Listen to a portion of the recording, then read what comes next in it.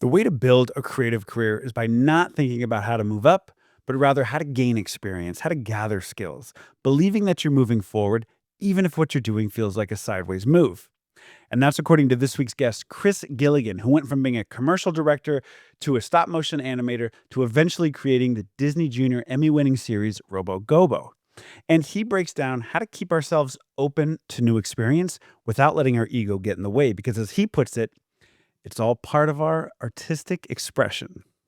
This is my conversation with Chris Gilligan. Here we go.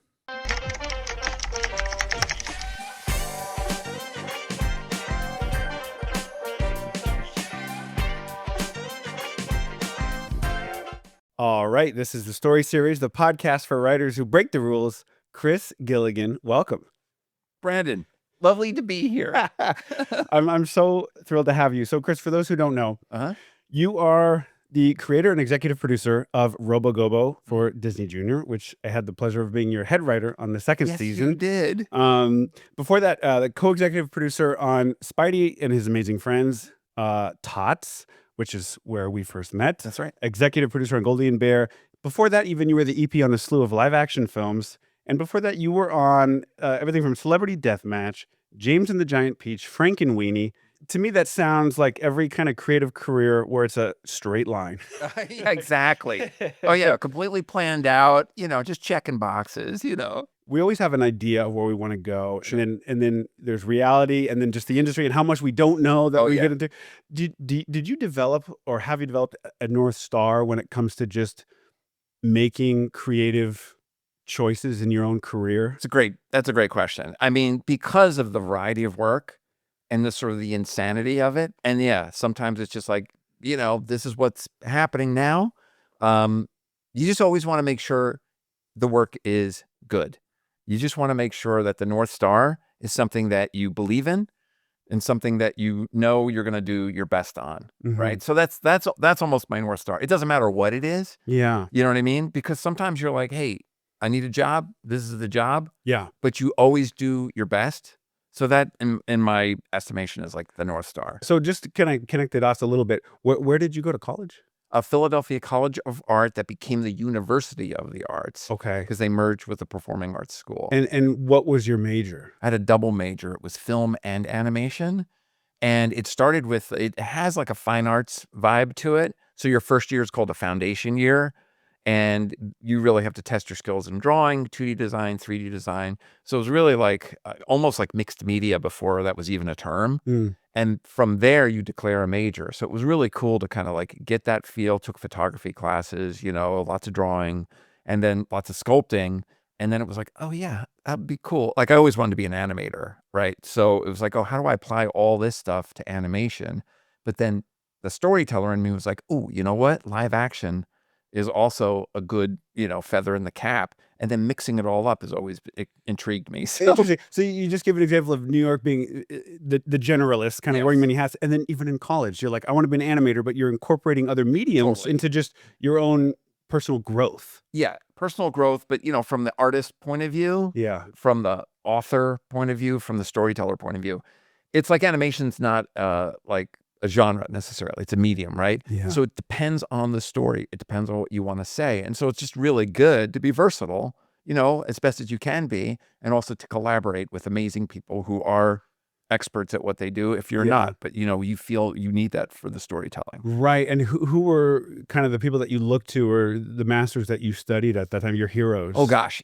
So it was art school, right? So I got introduced to really interesting like filmmakers. Like I grew up in Linden, New Jersey, so I wasn't necessarily like knowing who like Cocteau was, but then I see Beauty and the Beast in school and I'm like, what? This is like, that was a big one for me. The black and white one, the French. Yeah, it's a fantastic film. But then from there was another filmmaker, I think the last name was Franju, if I'm saying it right. I'm probably butchering it, but he did a film called Judex, which I really love, right? He also did Eyes Without a Face.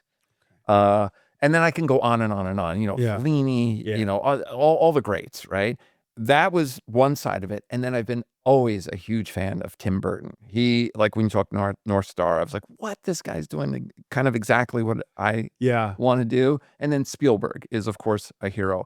I can kind of keep going, but, these guys early days were the ones. And I know that Tim Burton is someone that we've talked about together. Oh yeah, for sure. What did you see in his work that spoke to you? Couple of interesting things. One is he's an animator. He kind of came up that way, and that was the way I came up too. I sort of saw storytelling from a visual way first. You know, writing, I did write, but it was always a drawing first, then writing.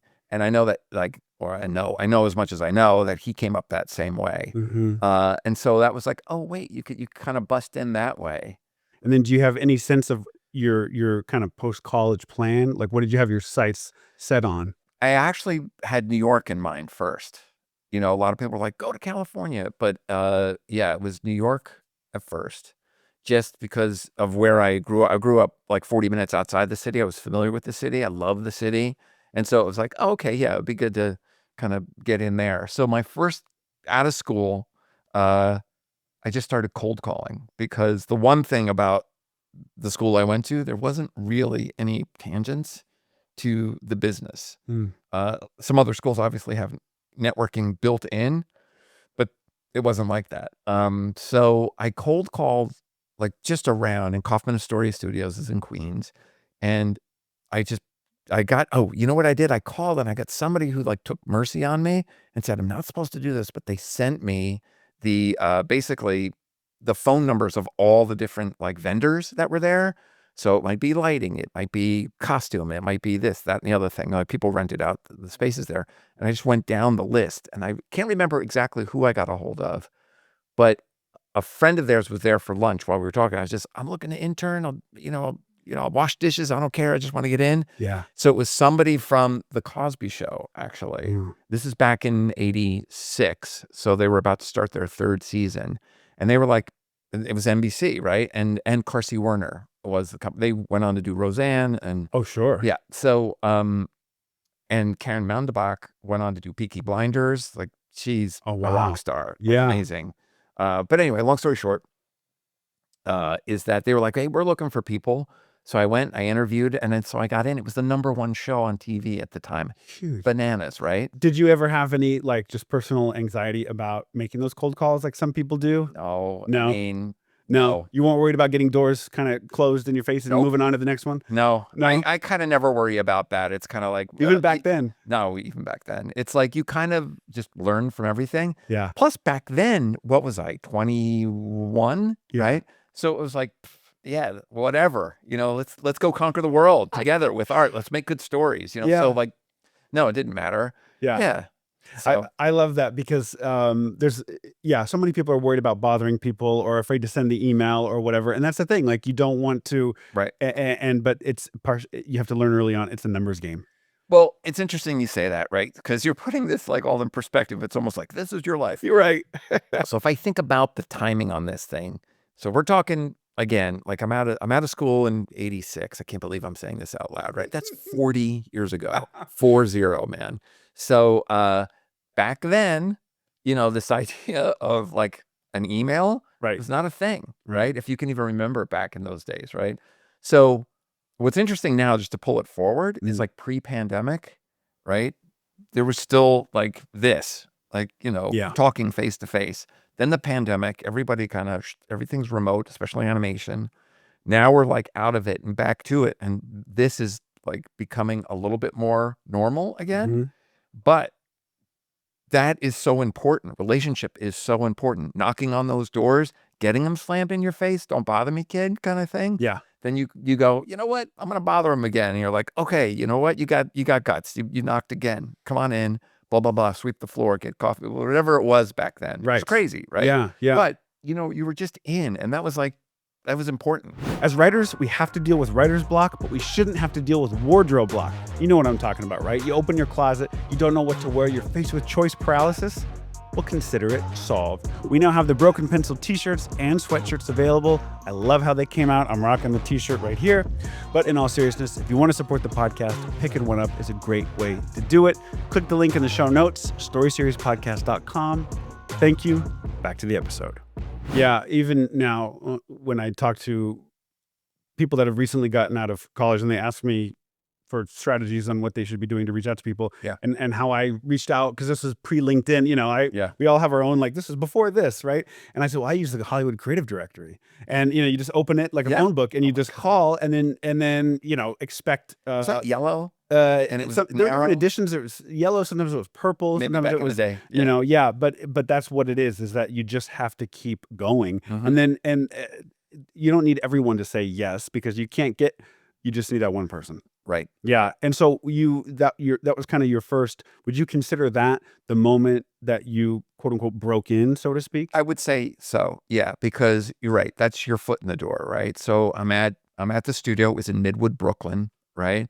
And just getting to know everybody. And man, once you're in, it's like behind the curtain. Now you're like, and then it's about work. Then have a good work ethic, because honestly, you got to love it to do it. I was getting paid $25 a week, and they were trusting me with like making sure scripts were getting to people. I was sitting in on read-throughs. I was in the control booth 2 days a week. Jay Sandrich was the director. Jay was an intern on I Love Lucy. So just those stories and just that experience, worth the price of admission for sure. Yeah. Wow. And how are you advocating for yourself, or how are you kind of orienting yourself in terms of just personal growth and where you saw yourself going? Well, part of it's hustle. I always say hustle, but what I mean by that is you're meeting people. You're not annoying people.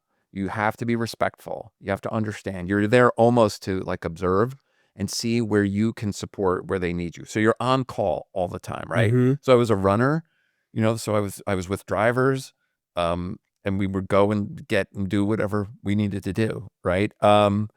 So part of how I would advocate for myself is I would draw in the control room, right? Because it was like, oh, here's a skill I want to share, but I don't want to be like, in your face about it. But I started doing like just these like drawings and caricatures and stuff. And sure enough, people were like, oh, hey, that's pretty good. Blah, blah, blah. Hey, for $25, would you do like a, a caricature? Blah, blah, blah, blah, blah, blah. So one of those times I was drawing, the art director saw it and like, oh, do you know this person, Richard Kwan, right? He used to work here. He is now at a place called Broadcast Arts. You should, I'll connect you. So it was a little bit about that. It was like, and this was deeper into the season. It wasn't right away, but it's after like, you're like, okay, you kind of prove your professionalism and your mettle, and you're like a good person, like easy to work with, blah, blah, blah, blah, all that stuff. And you've got something to offer. Somebody else was like, oh, you're into animation? I know somebody who was was there. Go meet him. So just to say, so there's your breaking in again. I had to go. I had an interview. I brought my portfolio, but they made that connection. Got my first paying gig doing commercials. That was Broadcast Arts. Did you have any inkling or a bite to stay in live action? Because I'm thinking of you in the control room drawing, trying to get some attention without drawing too much attention to yourself, but you're sending a message Yes. that you want to go in a direction that doesn't exist in the job that you took. Yep. And I think that is just so fascinating of a choice to just a little smoke signal to put out there. Like, that was just how intentional that is for someone in their early 20s on the #1 show in a live act. Like, you're not trying to suddenly shift and get your scripts read or whatever. You're like, no, I'm going to do this and hope somebody kind of looks over my shoulder. Again, you're reminding me of stuff. So what it was I had like a couple of student films that I wanted Tom Werner and Marcy Carsey to see, but it was like, no, you don't bug them. And it was more like you put your year in, you put your season in, and at the end, if you get your gold star, you get to, you can show them your stuff and then have a chat with them. Right. And so I was doing that along the way. And yeah, so that was super important to kind of keep in mind. So yes, I wanted them to see it because I wanted actual feedback on that as well. One was live action and the other one was a mix of stop motion and live action. So, and also with the writing too, I was kind of like, it was early days. Yeah. So I was like, wherever I landed, Yeah. you know what I mean? Yeah. I knew it wasn't necessarily like 3-camera setup sitcom that I was interested in, but here's the interesting thing. Okay, we're talking a lot about me, but every person who was on that crew came from a certain strength, and it's never a straight line. Nobody in the business I know of, it comes at a straight line. So like I played violin when I was a kid, right?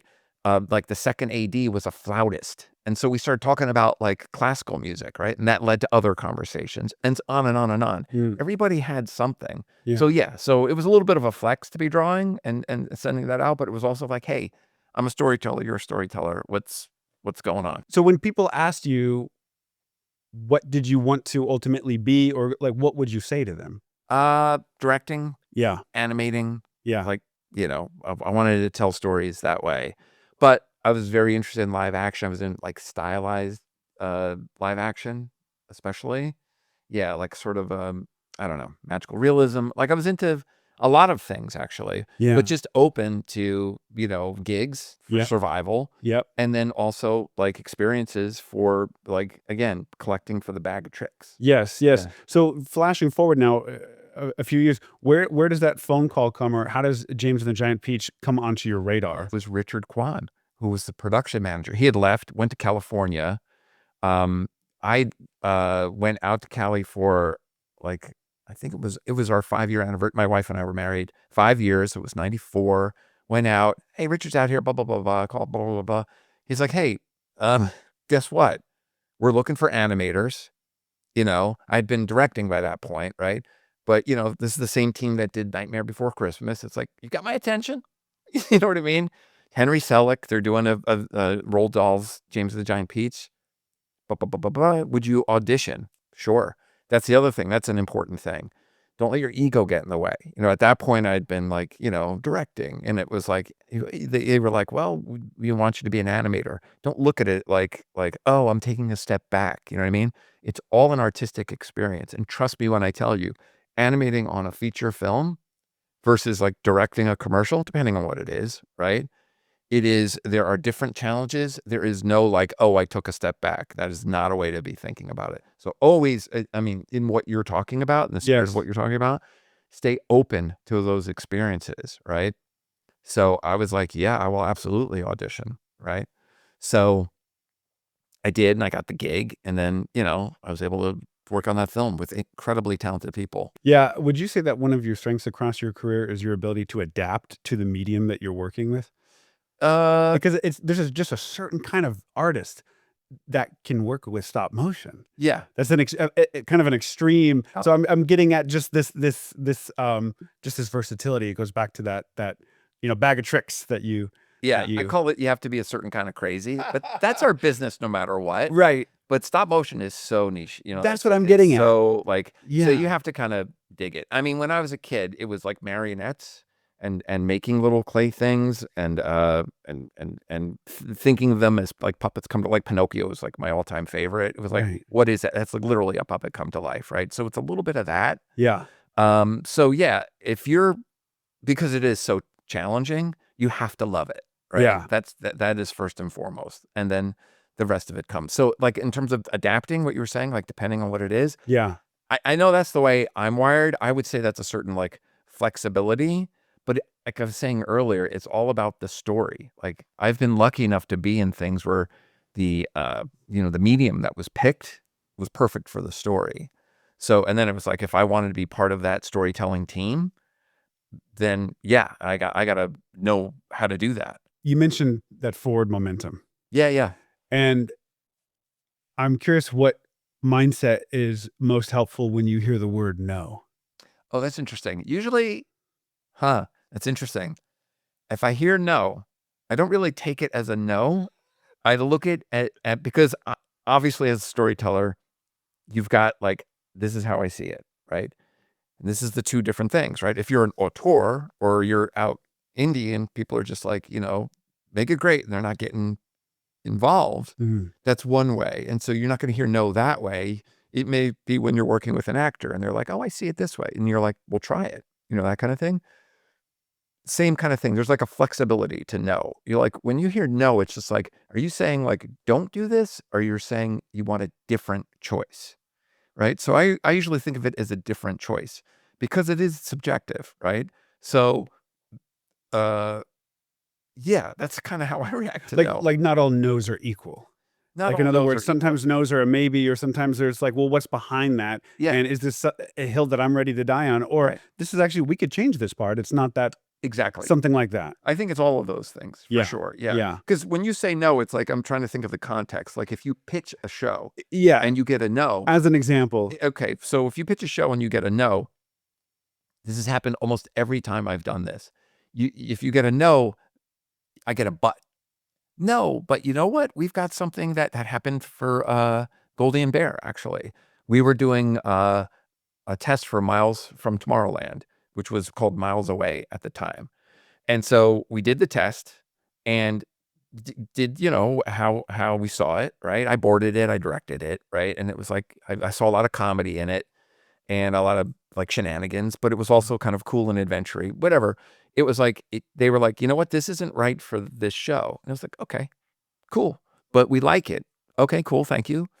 And we think you might be good for this other thing called Goldie and Bear. It's like fairy tales, blah, blah, blah. It's Goldie and Bear. They become best friends after she goes back and apologizes for breaking in the house, blah, blah, blah. Right. And right away, I was like, great. And I was like, all that energy just started going into, oh, what's this next thing? You know what I mean? If you're in that place in your career, like if you're Guillermo del Toro and you've got Frankenstein, you want to make Frankenstein. I mean, that guy, I think it was 17 years or something. Wasn't since he was a kid, right? Oh, yeah. He wanted to make it. So it was like, he was keeping that one. That's the other thing. Have your projects. I'm sure any filmmaker's got more than one. Yeah. And you're just looking for that, and you have your interests, and you're looking for that moment where you're telling that story, or they bring something to you, and I was like, this is cool. You know what I mean? And I can see a way at that. So that's like when you get a no, it's more like it's not a maybe. It's Right. a no, but. But you have to keep swimming in order to reach those points where something comes to you because it's like, oh, you brought us this. This is a no, but we have this thing for Exactly. you. And then you can only get to that point if you're just out there moving forward. Like, I think forward momentum is a very smart way to put it. Like, I think you're right. It's like, it's that, right? What does somebody say? Walking is falling forward, you know? But it's like catching yourself and like, right. That's it. Picking yourself. Yeah. Just doing that way. Right. You know what I mean? Doesn't mean if you've, you know, if you, I don't know, did a shot you weren't happy with and you had to redo it, you know, or whatever. Yeah. That's like, well, that's a mark against you. It's like, no, guess what? That next time you do it, you've got that whole shot, that experience of that to bring into this next one. And it's always better. Yeah. You know what I mean? And it was always a good call. Yeah. So, and have you always had that mindset of just juggling throughout your whole career? I think so. But that's part of that's like survival mode. Do you know what I mean? Like, yeah, that's part of it's just like, you know, just having things going and then something making rent. Yeah. And just seeing what moves forward and what doesn't. Yeah. Yeah. I mean, part of it is, and you know this about me, and this is not everybody, you know, but I'm a glass half full kind of guy. So it's always like, well, what's the upside of this? What's the upside of this? Right. So part of that is like forward momentum. Yeah. Part of this is leaving yourself open to what the universe will, you know, give to you. Mm-hmm. You could do that for only so long. You're like, hey, I'm not getting any of my own projects done, but hey, you know, so you have to kind of balance it a little bit. I'm similar in that way. I know that. Yeah. That's why we get on, right? Yeah. And I have to say that you, having worked together over the years in different capacities and working on things now that will hopefully come to fruition in the future, that you have that about you where you brighten the room. You come in and you kind of rally everybody to get behind whatever we're doing. Well, and if too, just say it. Oh, thank you. Yeah. But you, and you have this thing where it's like, I remember sometimes we'd get notes or something and it would be like, okay, how are we moving forward? Yeah. Like the note doesn't, it's not a personal indictment or a commentary on who you are as a person. It's like, what are we doing about this? And it's like, oh, that's the kind of leader Chris is. It's like, what are we doing to move forward? So I'm just this theme emerging of like, you're always moving forward, no matter what are we doing about it? You take the hit, you keep going. Right. That's how you make a long creative career. I think so. I think so. Yeah. It's a collaborative spirit, no matter who the collaborators are. You know what I mean? And it's a mutual respect. You start from that place. Yeah. Not a us, them, but like, hey, you know what? You have a valued voice here, right? Let's hear what you have to say. And if you're open to that, you know, none of us are like perfect. Yeah. So it's like you will get an interesting note that you did not see. And you should be thankful for that. It will always make the project better. Do you think the way that you are, that you could work in like one lane your whole career? Like stop motion your whole career? Oh, well. Live action your whole career? Like just the way that you... That's a really interesting question. I'd have to say, I still find immense joy and bringing something to life. Like, I remember the moment I was 4 years old. I drew one panel. I knew what animation was as much as a 4-year-old could. And I remember, like, the scrap paper my mom always had around. I remember folding it in half, tearing it, doing one drawing, flipping it, doing another. I think it was a guy, like, sticking his tongue out, or like a really bad 2-frame walk cycle or something. But I remember that flipping and going, like, I still get that feeling if I'm doing stop motion. So yeah, if I could make $1 million, being a stop motion animator, I might have just stayed there, to be honest with you, because it's the performance part of it that I really love, and directing, like a bit of both. If you can do both, because a lot Yeah. of times things are moving too fast, you can't, like, that is one thing. Sometimes when you're moving up, like, it's you're not being able to do some of the things that got you there. Yes. Do you know what I mean? Like, as a story editor, right? You're not writing as much. Yes. And you're a fantastic writer, right? And I'm Thank you. sure you love it. Like, I don't want to say, you tell me, but I'm pretty sure you love it. Yeah. Right? So, but you're not writing as much, right? Or you're, as a story editor, you're writing, but it's going through your typewriter, so to speak, right? Yeah.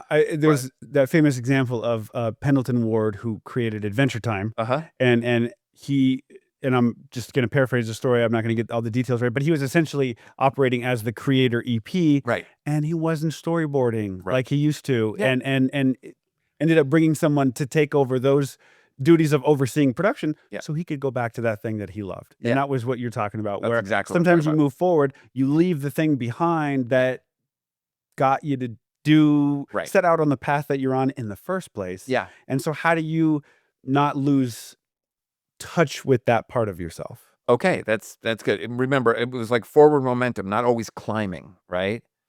So I guess what I mean by that is like, I one day want to own a production studio, or like, if you want that, great. You know what I mean?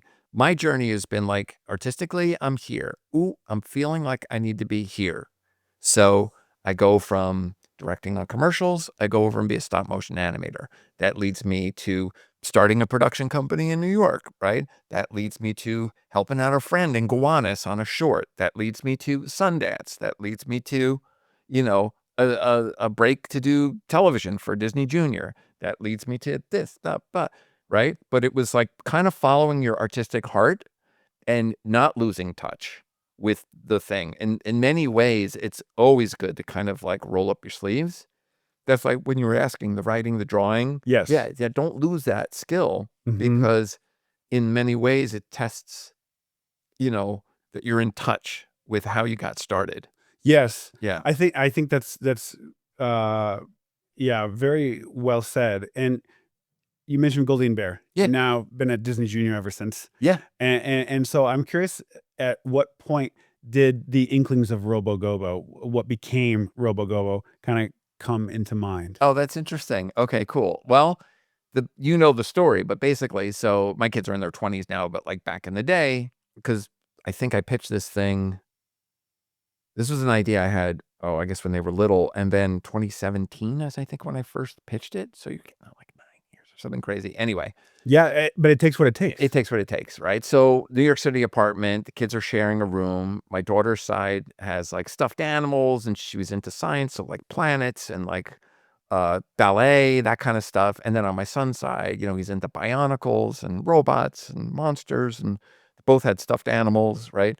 Anyway, we used to do this thing called Story Soup, right? So we go in to tuck them in, and my son had a bed on one side, my daughter had a bed on the other. I'd be on the floor in the middle, and we'd like pick ingredients. You know what I mean? It was from around the room. It was very Kaiser Soze, right? So it was like, what do we got? Usual suspects. Usual suspects, right? But a kid-friendly usual. Totally kid-friendly. But it was literally like, I think this bunny and this like volcano, and I think this like, this dinosaur and this robot. And so at one point, this idea of cute and heroic, like cute and super, kind of was mashing up. And that's what was the seed for the idea. The other thing was thinking about a world of diversity. Like, there was a lot of shows that were like all dogs, all cats. And I was like, let's do a variety of pets, right? And make them like somewhat disenfranchised, right? So they're all rescue pets. And then it was like, rescue pets that are heroes that would in turn rescue pets. So it was like a pay it forward without getting like preachy about it, right? It was literally like, hey, there's like this accidental family right? Which is like our world, right? They're thrown together and they're trying to pay it forward and make the world a better place, right? So that's where the choice of like a kid who adopts them, he has an inventor mom and a veterinarian dad. So these two loves of invention, and he has limb difference and has created his own prosthetic arm. And he's like, oh, what if I take that tech and make these cool suits, to make these pets their best versions of themselves kind of thing, right? Yeah. So he brings like the super element He brought to these super, cute and cuddly. but it's earned, you know what I Yeah. mean? So like, yeah, that seed idea just kind of evolved into that. And Did it ever start as, in your mind, anything other than an animated series? Was no, this like, was it always that it was as always a the end series. result? Yeah. Yeah, I always attack things like they're a movie anyway. So I think of like the giant, which would likely be the origin story, but that's always a good place to start. You're like, oh, how did this come to be? So you think even if that story never gets told, it's Yeah. a good anchor to understanding the world. I love that you brought that up because you came up with backstories for each pet kind of on your own to have in your own mind that would never be alluded to on the show, but Right. just, oh, this dog has this kind of background or had these owners, and just as a little, like a deeper than preschool level Yeah. kind of bio for each character. But that was important to you, just and whoever was working on the show with you, just to kind of understand where, like, their psyche and how they're each a little bit different, right? 100%. But I'll tell you who I give credit to on that is Nancy Cantor. So Nancy was, up at Disney You Junior run running Disney things. Junior at the time, right? Yep. Yeah. And that's who I initially pitched to. And inside of 15 minutes, like I gave her the hook of Rescue Pets at Rescue Pets. She's like, love it. She goes, but I need to know who they are a little bit more. Right. So I literally went back. I was living in New York and out for the meeting in California. I remember going back to and writing a little something about each one of them. And I knew it was a much deeper dive that they would ever go for. But I did that inside of like an hour of like meeting with her. And so, because I could tell that she was like, okay, but like, where I totally get how this could be huge and fun. She goes, but where's the, mm, the stuff And that's kind of an example of the no but, or like the that was, yeah, I'm intrigued, but I need a little bit more of this, right? right. And I'm telling you, and this is where it's like, well, what's your first thing? It's like, okay, so I go back and I go, okay, so the dog who was Boomer at the time, but now it's Booster, right? It was like, oh, you know what? We should give him like he was like a show dog, but he gets returned. Like, what does that do to who he is and his self-esteem, for example, right? Or like the rabbit. The rabbit Hopper. Hopper was part of a gijumbus family. He it was a Nick Finding Nemo thing. He goes away, he comes back, they're all gone.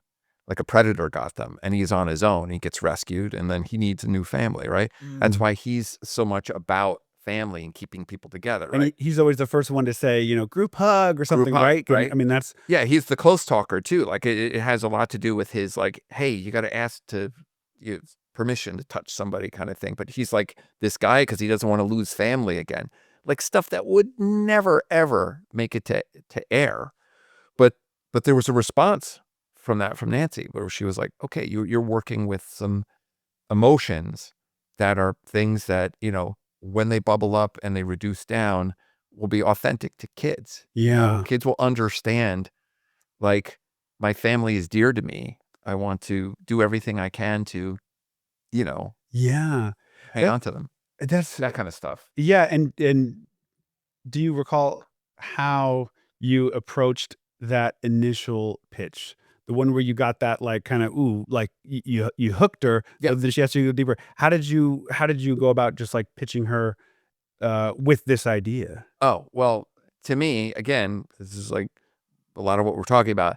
I create one image that is like the spirit of the idea. So I had a poster, essentially like a poster, like a movie poster, like Ed Wood style, right? But basically, yeah, it was all the characters in their suits. There was a whole outer space thing at the time, so it was like a 5-pointed like star thing. But I just basically tied it together with like a take on the title. It's like everybody understands that that's usually months of development, but if you've got like a skill that you can bring to it, getting an image up, and then you work with an artist, right? If you can, and you create one image. I always find it's good to put a picture in the head when you're pitching. I mean, you and I have pitched enough stuff now, Yeah. and we've done deep dives in terms of like getting images and a Yeah. flow. But that first 50, like if you got 15 minutes, it's the elevator pitch. Yeah. Then you basically get an image to go along with the high concept, and then once that's sold, then you can start to get into the nitty gritty. Don't start with the nitty gritty, because you're gonna lose them. You're like, because already RoboGobo, it's like, what does that mean, right? It wasn't even like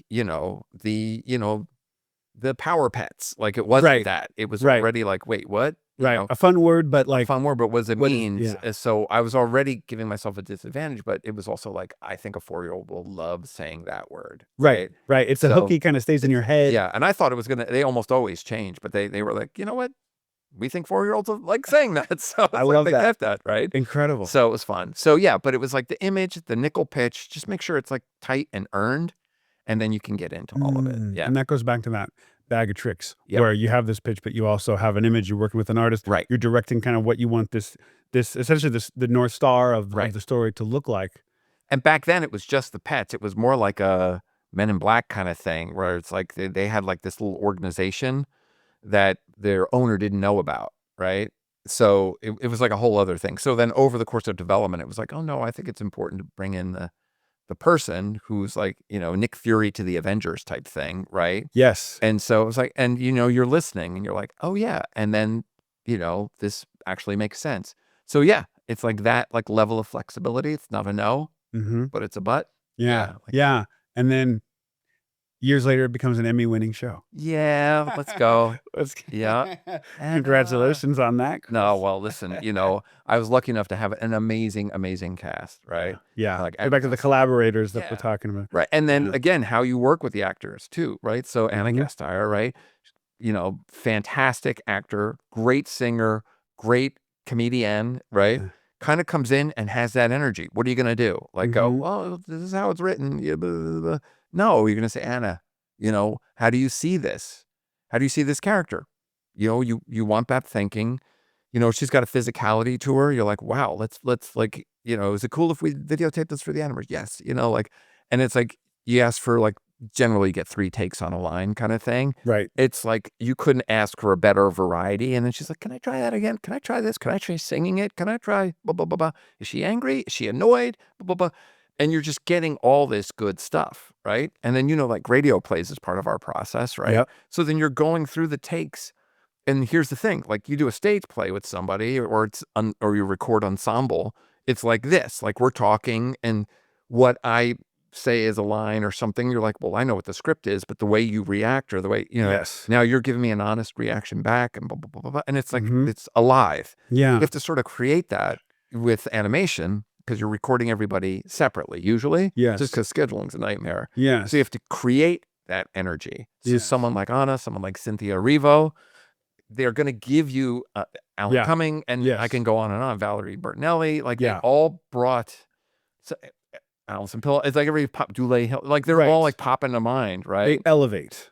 Yes, they basically come in and they want to embody this character. They want to know what context they're in. They're asking all these smart questions, and then they're bringing it to life. It's the first line of defense of going from page to the real world. Yes. And so when they bring something, and at that level, Yeah. the board artist is inspired, the animator is inspired, like the designer, like everybody's inspired Yeah. to continue to be part of bringing this to life. As we wind down, I'm curious about advice that you have for people that are up and comers, fresh out of college, wanting to get their foot in the door, not quite sure how to do it. What advice do you have for them? Well, I'll tell you. I mean, all I could tell you is my own experience, which was like the cold call. And then it's not even like a thing anymore. I think it's just identify what you want, or at least what you think you want right out of school. You must have your influences. You must have your heroes. You must have that script you're dying to make. And then pursue paths that make sense towards that end, right? While staying wide open to anything that's going to make the rent. You know what I mean? As long as you're within your realm. Do you know what I mean? Yeah. Like, as long as you're within, I mean, honestly, if you have to be a barista to, and you're working on weekends and somebody, it's always a little bit about the community. It's getting that foot in the door. So just keep moving forward Mm. towards that goal. And then something will break. Mm. Yeah. I always ask every guest the same question, Okay. which is, what is a rule in our industry that you believe is worth breaking? Well, this would be personal. This is just the way I've approached it too. And I think we've talked about it a bunch, but I think, that sort of jack of all trades, master of none kind of thing. I think maybe jack of all trades can get you to master of one, let's say, or master of, like you'll find it, but don't start pigeonholing yourself. Like, I would say if there's a rule where it's like, you got to get on that track and stay on that track, and 30 years later, you got your pension or whatever, like, I don't think of it that way. I think of it, remember why you got into it, and always remember that. And I think that bumps any quote unquote rules. Chris, this has been just such a pleasure to Same sit here. down and talk to you, and just to get kind of crack open your mind and just get a look into your point of view and how you approach art and career. And I love that. And I just have to say too, we talked about earlier about your leadership style and kind of bringing the room up when and you are someone who is just always so open. You're someone who brings people in and say, hey, if you're interested in this, uh, come check this out. And hey, why don't you sit in on this meeting? And you're very, very open. And I've worked with some people who are very territorial. And I think it probably comes out of insecurity. And you are just delightfully the opposite, where you're, hey, come up with me and sit in it, just all that. And so I want to make sure I say that on That is very nice of you, man. yeah. Well, And likewise, look, it's all about putting the band together. That's the hardest thing. Once it's together, it's the band. Yeah. You know what I mean? That's the way to think about it. hey, before you go, thank you for listening. If you want more episodes like this, make sure to hit that follow or subscribe button. And while you're at it, grab my free guide, The Rule Breaker's Guide to Finding Your Creative Voice. It's a brutally honest roadmap I put together, built from the lessons, mistakes, and breakthroughs I've collected along my journey as a writer. You can download it for free at storyseriespodcast.com. See you in the next one.